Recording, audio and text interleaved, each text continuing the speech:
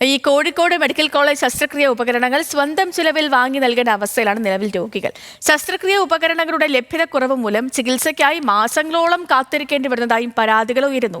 ഈ കാത്തിരിപ്പ് മൂലം ദുരിതത്തിലായവർ ഇപ്പോൾ സ്വകാര്യ ആശുപത്രികളിൽ ചികിത്സ തേടുന്ന സംഭവവും പതിവാവുകയാണ്. വിശദമായ ഒരു റിപ്പോർട്ടിലേക്ക്. മലബാറിലെ നിർധനരായ രോഗികളുടെ ഏക അത്താണിയാണ് കോഴിക്കോട് മെഡിക്കൽ കോളേജ് ആശുപത്രി. എന്നാൽ ഇവിടെ ഒരു ശസ്ത്രക്രിയ നടക്കണമെങ്കിൽ നേരത്തെ മുൻകൂട്ടി ബുക്ക് ചെയ്ത മാസങ്ങളോളം കാത്തിരിക്കണം. മരുന്നുക്ഷാമം നേരത്തെയുണ്ട്. ഇപ്പോഴിതാ ശസ്ത്രക്രിയാ ഉപകരണങ്ങളുടെ അഭാവവും. അങ്ങനെ ഇവിടുത്തെ ചികിത്സാ പ്രതിസന്ധി രൂക്ഷമാവുകയാണ്.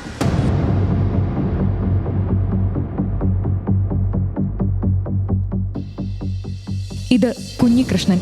2 ആഴ്ച മുൻപാണ് അപകടം പറ്റി കോഴിക്കോട് മെഡിക്കൽ കോളേജിൽ ചികിത്സ തേടിയെത്തിയത്.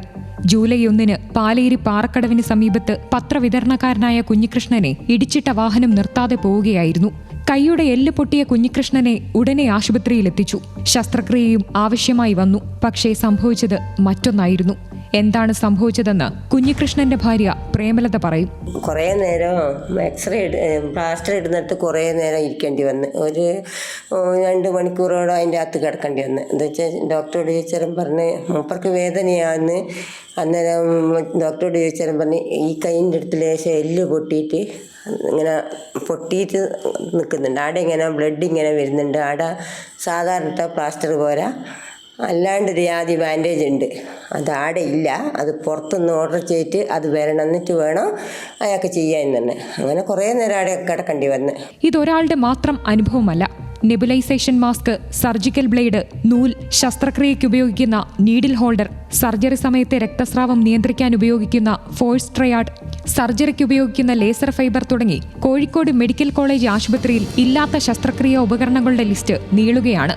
അതുകൊണ്ട് തന്നെ പല ശസ്ത്രക്രിയയും നീട്ടിവെക്കേണ്ടി വരുന്നു. കുഞ്ഞികൃഷ്ണേട്ടനെ വാഹനമിടിച്ച് ഞങ്ങൾ കോഴിക്കോട് മെഡിക്കൽ കോളേജിൽ പ്രവേശിച്ചപ്പോൾ ഞങ്ങൾക്കുണ്ടായ അവസ്ഥ വളരെ ദയനീയമായ ഒരു അവസ്ഥയാണ്. ഉപ്പ് തൊട്ട് കർപ്പൂരം വരെയുള്ള എല്ലാ സാധനങ്ങളും പുറത്തേക്ക് എഴുതുന്ന ഒരു പ്രവണതയാണ് അവിടെ കാണാൻ സാധിച്ചിരിക്കുന്നത്. അവിടുത്തെ ചെറിയൊരു സാധനം പോലും, അതായത് നീഡിൽ പോലും അവിടെ സ്റ്റോക്കില്ല. ഈ ഒരു അവസരത്തിൽ കോളേജിൻ്റെ ഈ ഒരു അവസ്ഥയിൽ സർക്കാരിൻ്റെ ഒരു ഇടപെടൽ എത്രയും പെട്ടെന്ന് വേണമെന്നാണ് ഈ അവസരത്തിൽ നമുക്ക് പറയാനുള്ളത്. ശസ്ത്രക്രിയാ സമയത്തെ രക്തസ്രാവം നിയന്ത്രിക്കാൻ ഉപയോഗിക്കുന്ന ഫോഴ്സ് ട്രയാഡ് ഉപകരണത്തിന്റെ കുറവ് കാരണം ശസ്ത്രക്രിയയുടെ എണ്ണം കുറയ്ക്കുകയാണ്. യൂറോളജി വിഭാഗത്തിൽ മൂത്രത്തിലെ കല്ല് പൊടിക്കാൻ ഉപയോഗിക്കുന്ന ലേസർ ഉപകരണം നന്നാക്കിയത് മാസങ്ങൾക്ക് മുൻപാണ്. സ്വകാര്യ ആശുപത്രികളിൽ ലേസർ ഉപകരണം ഉപയോഗിച്ചുള്ള ചികിത്സയ്ക്ക് 70,000 രൂപ വരെ ഈടാക്കുമ്പോൾ നിർധനരായ രോഗികൾക്ക് കാത്തിരിക്കുകയേ നിവർത്തിയുള്ളൂ.